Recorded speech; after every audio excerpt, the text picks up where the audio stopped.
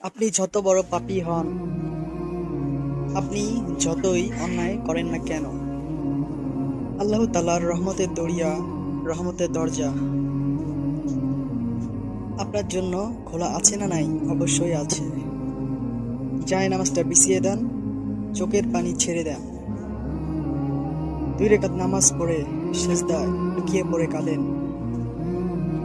যত গুণাগান ব্যক্তি হন না কেন, আপনার গুনাহ সব মাফ করে কবুল করে নেবে কে?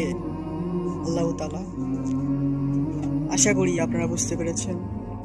আমাদের আলোর পথ চ্যানেলটি সাবস্ক্রাইব করবেন। যদি ইসলামিক ভিডিও ভালোবেসে থাকেন আমাদের সঙ্গে থাকবেন। আল্লাহ হাফেজ। নেক্সট ভিডিওতে আবার দেখা হবে।